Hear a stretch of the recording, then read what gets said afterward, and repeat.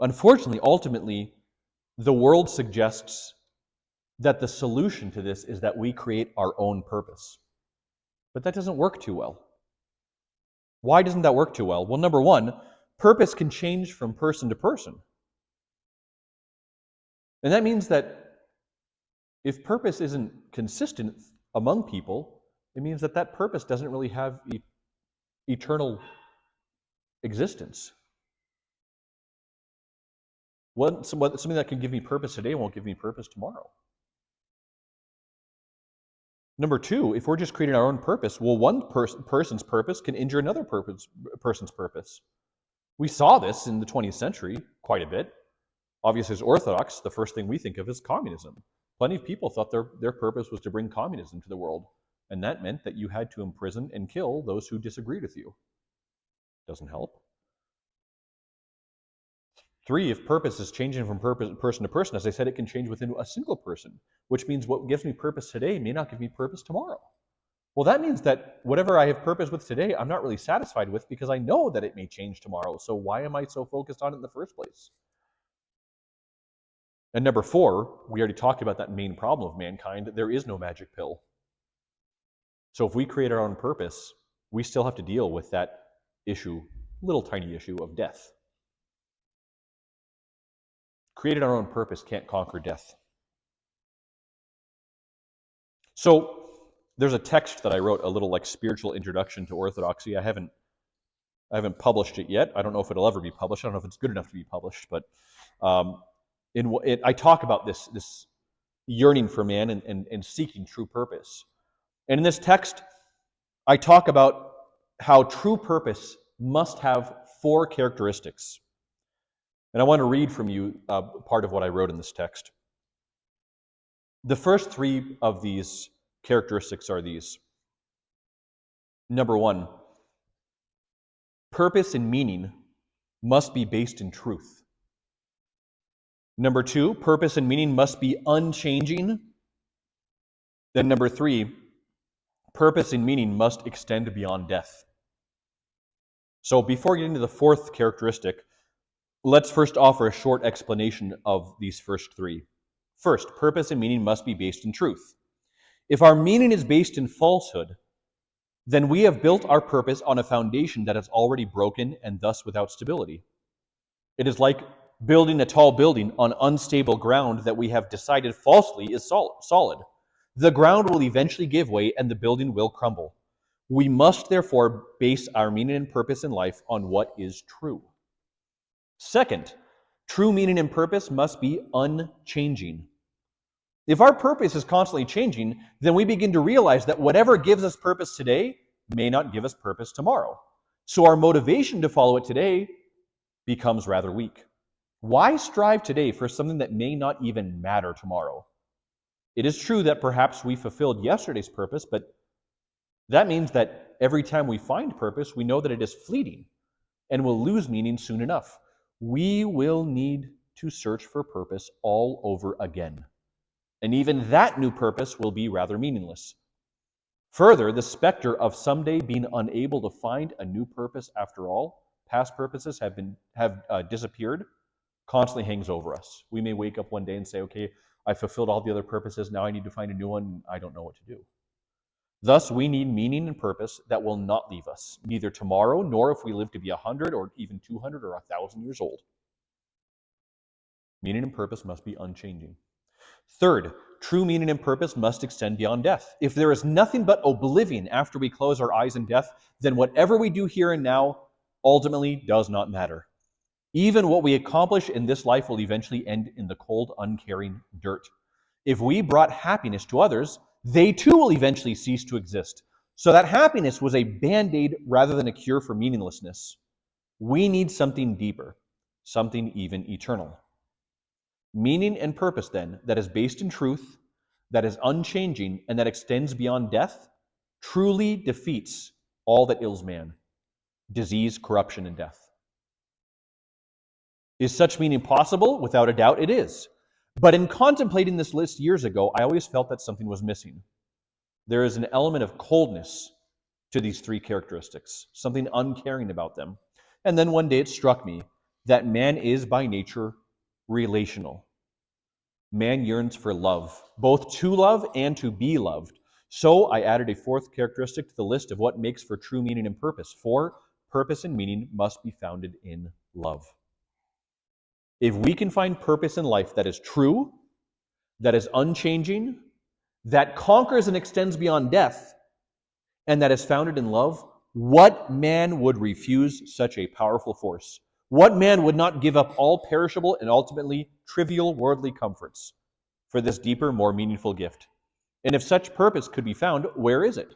And how can we embody it? And finally, could we prove that it exists and that it truly does conquer disease, corruption, and death?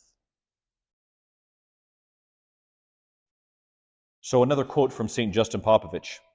In Christianity, truth is not a philosophical concept, nor is it a theory, a teaching, or a system, but rather, truth is the living, theanthropic hypostasis. We'll talk about the word hypostasis in the coming weeks.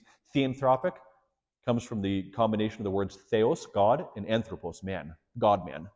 The God-man, and for hypostasis, we could say personage.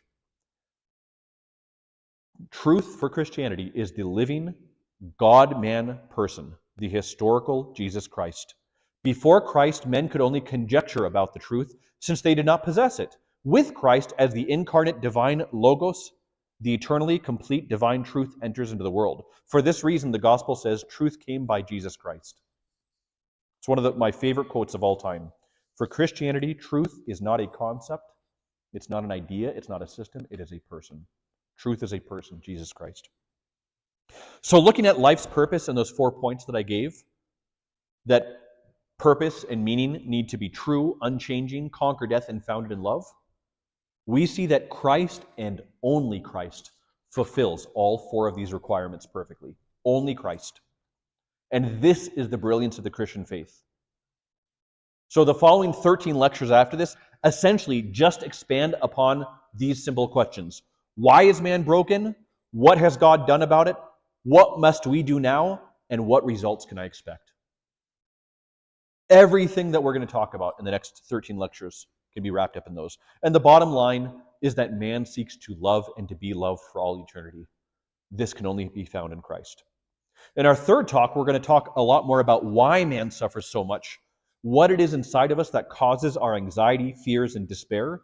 But ultimately today, we need only to settle on the fact that man yearns deep within him. Whoever you are, whether you realize it or not, we yearn for the eternal. We yearn for Christ, and Christ the God-man yearns for us.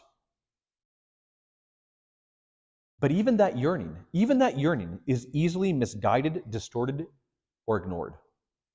So what does proper yearning for God look like? Again, before we get into all that meat, those proper facts about God and orthodoxy in future lectures, we need to know how to motivate ourselves to not only hear these facts, but to be transformed by them. And for that, we need to look at what motivates us for the faith. For this, we're going to end today with, I'm guessing it's about 6 or 7 pages from a book. So forgive me, I'm going to try not to read too much during these lectures, but I'm going to read for the rest of today. There's a book in the catechumen book list called The Mountain of Silence by Kyriakos Markides. The Mountain of Silence is a fantastic book with a lot of problems, and if you look in the catechumen book list, you'll see what the problems are. The author is what we call a syncretist. He really likes the idea that all religions ultimately are the same. And so he talks with this monk, who he calls Father Maximus. This is actually Archbishop Athanasius of Cyprus. Cyprus or Crete? Cyprus. But he gives him the pseudonym Father Maximus. Everything Father Maximus says in the book is spot on and like very transformative, very inspiring. It's a great book. But after he says it, Kyriakos Markides will then go, I think what he really is trying to say is blah, blah, blah, blah, blah, blah, blah. And you're like, no, you're way off, man. Like, you're way off. So it's a great book. Just beware of that. However, he wrote a few other books.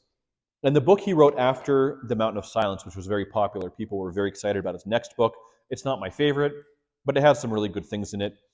It's called Gifts of the Desert. And I took and edited a little bit just to make it more readable for today. this part where he has another conversation with Archbishop Athanasius. Again, he calls him Father Maximus, and he talks about the motivations that we have for our faith. And this answers this question about what motivates us for a good relationship with God better than anything I could ever write, and it's based in the Fathers. He doesn't quote those Fathers, but he takes this directly from multiple Fathers of the Church. I read this, and then I read some of those Fathers later, and I went, oh, this is where he got this from. So it's directly from the saints of the Church. So it begins when Father Maximus says this. He says, "You see, Kyriako," Father Maximus replied to my question related to one's spiritual maturity, "when you are charged with the spiritual guidance of people, you must figure out what stage they are at. Otherwise, you might give them the wrong advice." Father Maximus explained that by wrong advice, he meant advice that would not help a person advance spiritually. It was like giving the wrong medicine to a patient. "What do you mean by stages, Father Maximus?" "Well," he said, "there are 3 spiritual stages that the elders identify. Each of these stages has distinct characteristics that we must become aware of." "How," Marquitas asks, "did they come up with the number 3? And he answered, "It was, of course, the product of their personal experience. Their wisdom, as you know, was not based on just reading books. The holy elders call the first stage the stage of the slaves of God. People at this stage can be deeply religious and devout. They may have a strong relationship with God and a genuine wish to serve Him. They may do their best to obey His commandments and harmonize their lives in accordance with what they consider to be the will of God. However, it is fear that motivates them and propels them along the avenue that will lead them towards God. Such people would say to themselves, 'Look, if I don't obey God's commandments, I'll go to hell. I will be sentenced to eternal damnation.' Is that a helpful way of looking at God?" Marquitas asked. "Well, it's helpful if you are at that stage of spiritual maturity. This fear of God functions like a barrier against sinning and as an inducement to obey God's commandments. Furthermore, a person with such an attitude who is at that stage of development can indeed progress towards God. It's a spiritual condition that is real for many people. It's an infantile stage, though. It's the first stage of spiritual growth, which, although imperfect, is real, just like the stage of being a child is very real but imperfect. When a human being is a child, it doesn't mean that he or she is less of a human being, just a human being who is imperfect in terms of maturity. During this condition of spiritual maturity, people see God as a master, an implacable and fearsome despot who is ever ready to condemn them eternally to hell if they violate His commands. Since some people of particularly careless dispositions, for example, cannot be persuaded otherwise to be decent to others, then a healthy dose of fear of hell and damnation may be the only way to keep them out of trouble, from harming others and themselves, both physically and spiritually. God, in His absolute love for humanity, wants everyone to be saved regardless of their level of maturity. In fact, on occasion, we can apply this understanding of God to ourselves regardless of our stage. At some point in our lives, for example, we may be tempted to do something that goes contrary to the will of God. We may face a temptation that is so powerful that it can literally suffocate us. At such critical moments, which may appear suddenly in our lives, we may threaten ourselves with a thought that eternal estrangement from God is awaiting us if we succumb.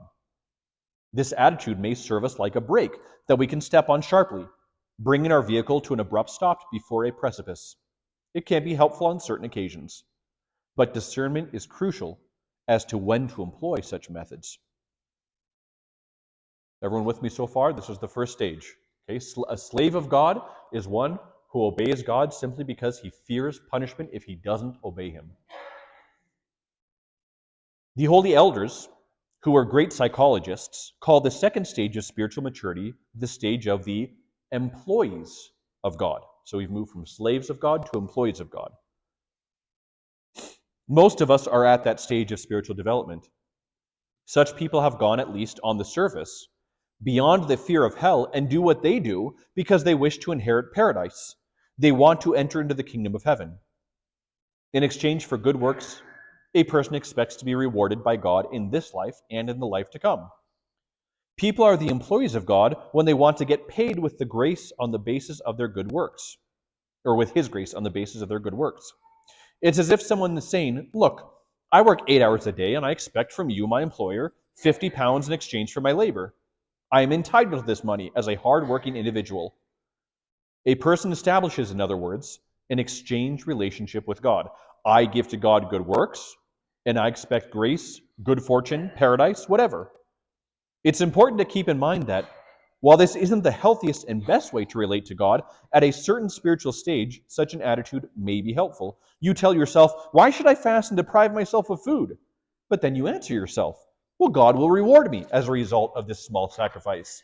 He will bless me and my family when I wake up early on Sunday morning and go to church.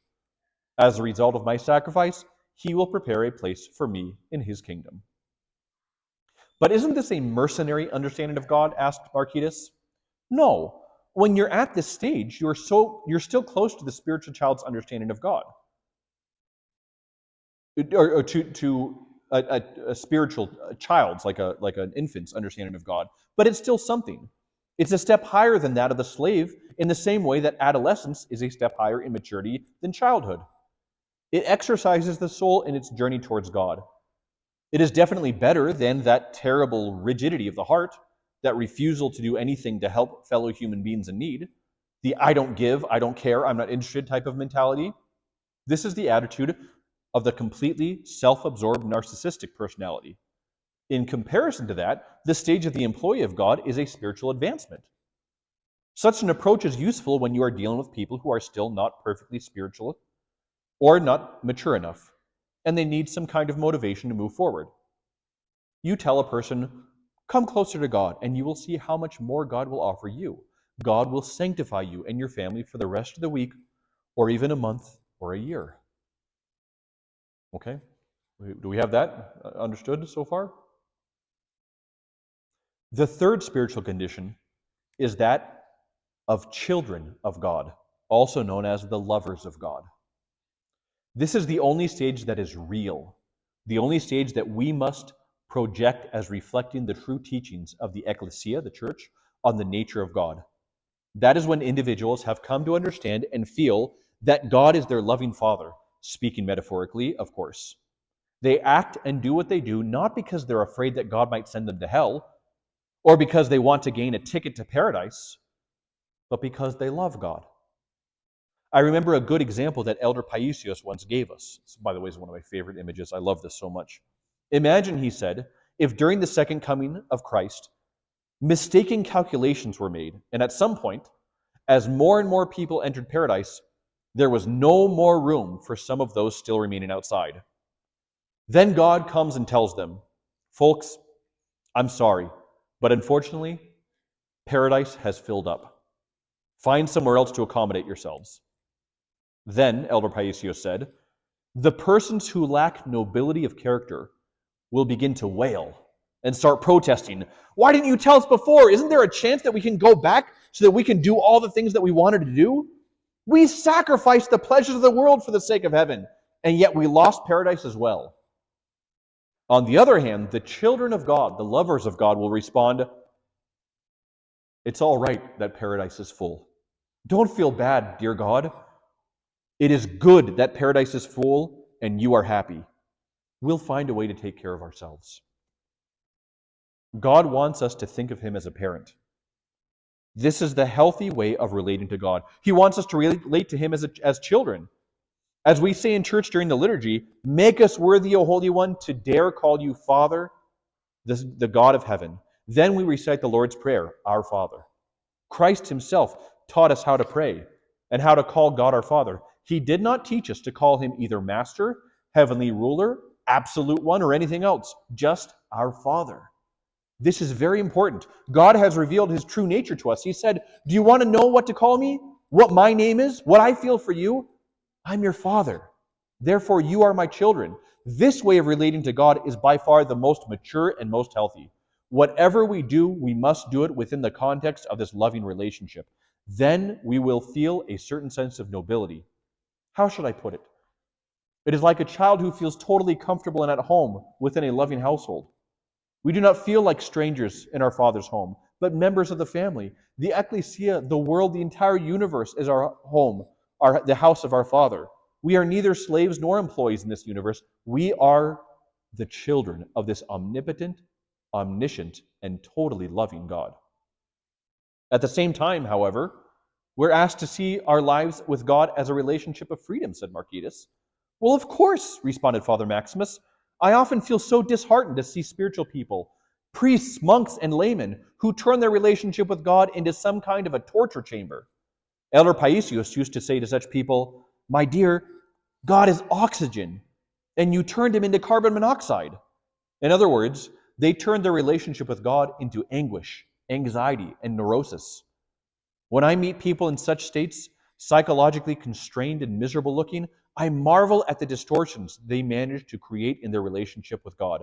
How is it possible, I would ask such religious people, that you as children of God and inheritors of the saints have managed to reach such states of psychological misery? How can you present yourself as an image of God to those who come to you for spiritual advice? The true image of God is that of the loving Father. Now, we as human beings are on an evolutionary path towards God, and we often have the sense of a God who can send us to hell or who can reward us for our good works. But we must always keep in mind that useful as these conceptions of God may be on the occasion, they are also imperfect and immature ways of understanding and relating to God. If you wish to know how to relate to God, study the lives of the saints and see how they viewed God. I'm going to repeat that line because this is my advice to all of you. If you wish to know how to relate to God, study the lives of the saints and see how they viewed God.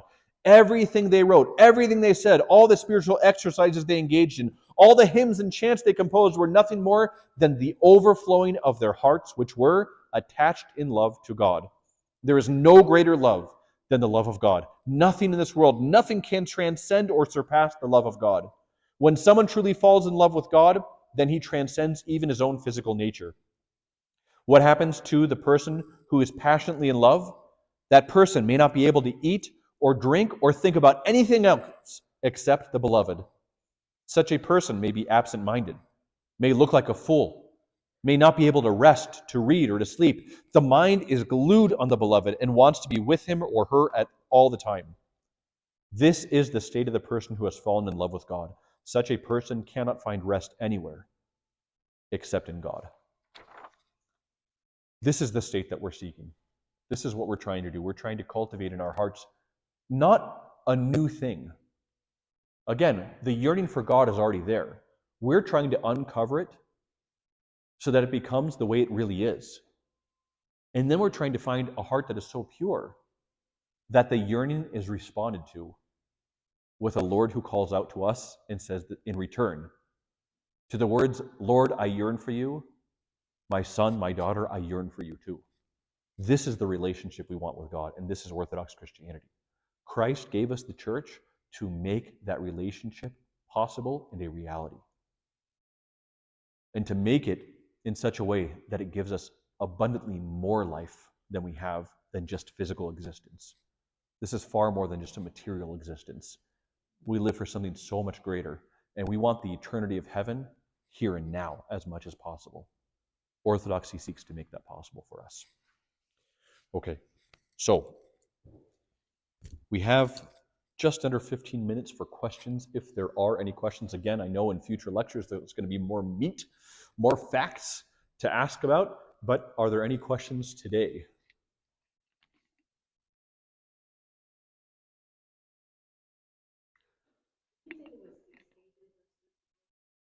Three stages of spiritual growth. The three stages were the slave of God, the one who fears punishment, the employees of God, the one who expects reward, and the children or lovers of God who simply follows the commandments out of pure love for Christ. Yes.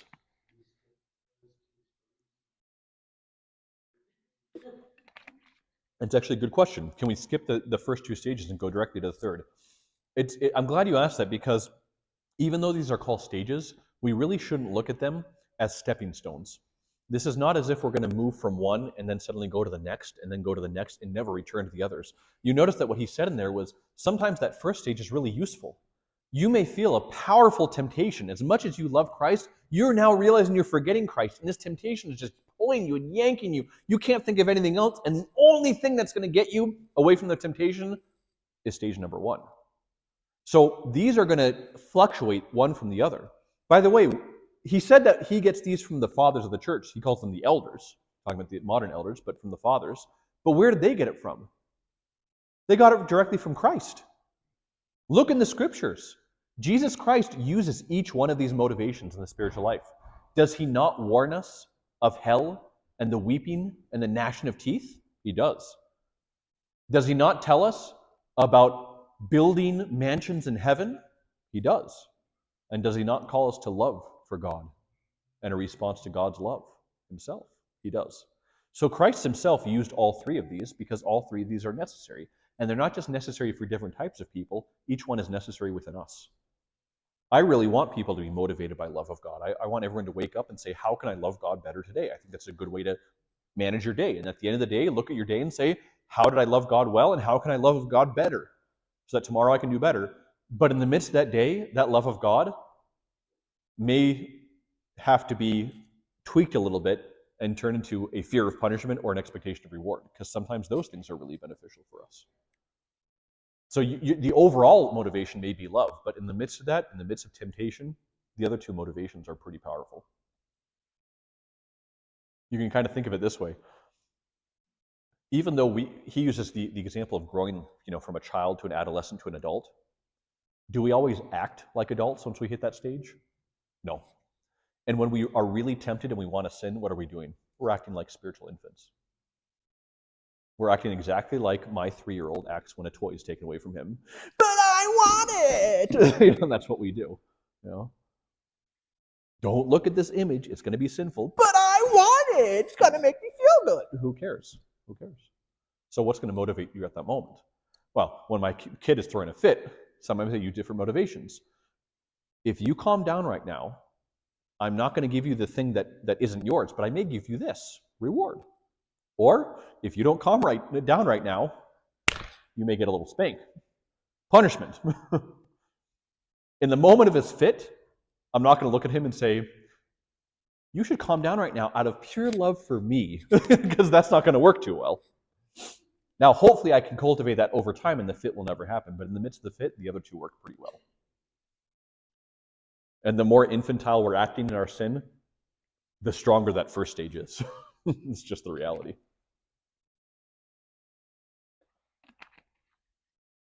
Any other questions? That was a good one. Okay. Then we completed a miracle today. I finished early.